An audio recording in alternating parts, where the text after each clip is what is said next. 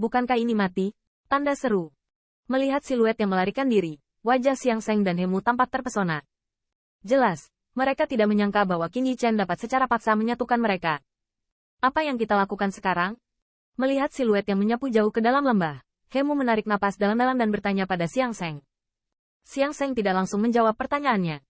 Dia melihat sekeliling, dan kabut gelap di sekelilingnya tampak semakin tebal. Namun, masih ada waktu singkat sebelum berakhirnya angin jahat Heiyayu. Saat ini, Han Yan sudah kehabisan siluet, dan tidak tahu kemana dia melarikan diri.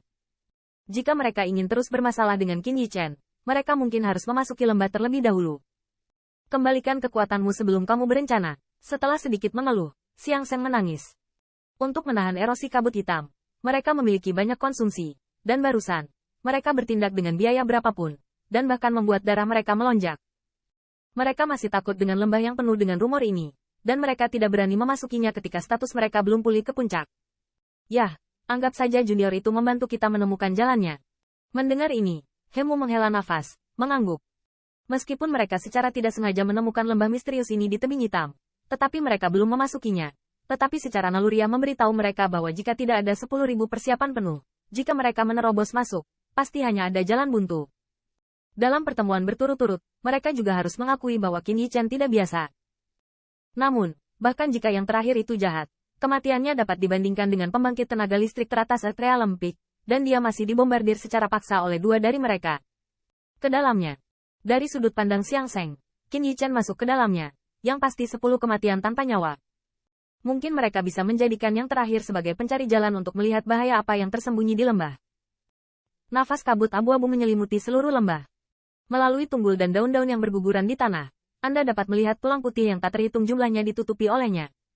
Seluruh lembah dipenuhi dengan kesepian dan perubahan.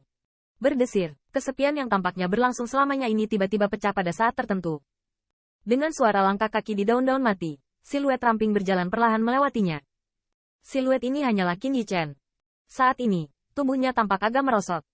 Meskipun tubuhnya yang berdaging sangat kuat dan dilindungi oleh 10.000 dewa, tetapi dengan paksa menahan serangan tanpa pengawasan dari pembangkit tenaga listrik 2 Atrial Peak, dia masih menderita beberapa trauma. Untungnya, Qin Yichen telah menyiapkan ramuan yang cukup sebelum meninggalkan 10.000 benua. Saat ini, napasnya pulih dengan kecepatan yang terlihat dengan mata telanjang. Berjalan di lembah ini, Qin Yichen tidak berani mengambil sedikit pun perhatian. Mata gelap itu penuh kewaspadaan. Matanya melirik ke empat tempat. Tubuhnya bahkan lebih tegang dan berwajah tampan. Bersiaplah untuk kecelakaan apapun. Apa yang membuat Qin Yichen agak terkejut adalah bahwa setelah memasuki lembah, meskipun tulang-tulang sensual di depannya membuat orang merasakan perasaan tidak nyaman yang aneh, tetapi tampaknya sama sekali tidak berbahaya seperti yang dia harapkan, setidaknya. Dia belum bertemu sesuatu yang belum terduga. Setelah berjalan dengan cara ini, Qin Yichen segera memasuki lembah yang dalam, dan pada saat ini, tubuhnya berhenti sejenak, karena dia tiba-tiba menyadari bahwa ada beberapa tulang sedingin es di lembah ini. Melihat ke lembah yang penuh dengan kesepian di depannya, alis Qin Yichen sedikit mengernyit, dan rasa dingin yang menakutkan, bahkan dengan kekuatan tubuhnya yang berdaging, merasakan kesemutan. Sepertinya ada yang tidak beres. Qin Yichen berhenti dengan hati-hati, dan kemudian mengulurkan tangan. Dia merasakan jejak atmosfer seperti pisau menembus udara, dan hawa dingin seperti dingin meresap di atmosfer ini. Menggigil ini sepertinya tidak alami. Apakah itu terbentuk secara artifisial? Merasakan kedinginan ini, warna kulit Qin Yichen sedikit berubah. Tatapannya terproyeksi jauh ke dalam lembah, dan sentuhan kehati-hatian muncul di matanya. Secara kasat mata, sepertinya tidak ada dahan dan daun yang mati.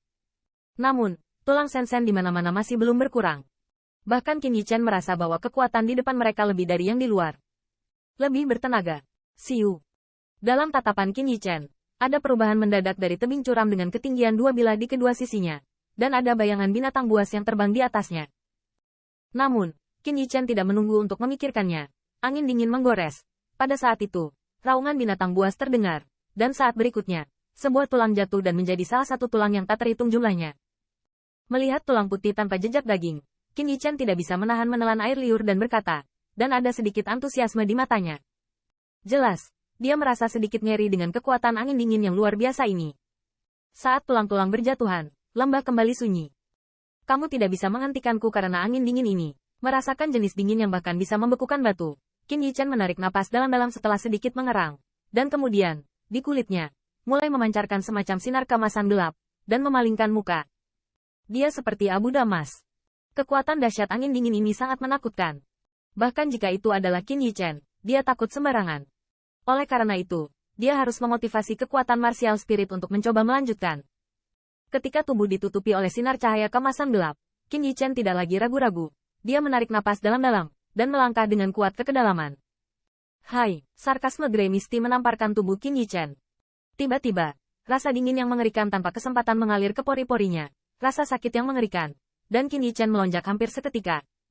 Di dalam hati, rasa dingin yang tak terlukiskan menyebabkan kecepatan aliran darah Qin Yichen berhenti sedikit. Tetapi untungnya, tubuhnya yang berdaging sangat kuat, dan dengan desakan pikiran, dia akan mati seperti tulang dingin yang dilawan angin. Mendesis, di bawah rasa sakit yang parah ini, Qin Yichen tidak bisa menahan nafas dalam-dalam dari AC. Namun, tepat setelah AC masuk, mulutnya dipotong dari mulut darah kecil yang tak terhitung jumlahnya. Seketika mulutnya penuh dengan darah, Qin Yichen segera tutup mulut, dan menelan darah dari mulutnya, dan tidak pernah berani bergerak. Namun, Qin Yichen juga menemukan bahwa di bawah erosi angin dingin ini, kilau emas gelap di permukaan tubuhnya menjadi lebih cerah dan lebih murni dengan kecepatan yang terlihat dengan mata telanjang.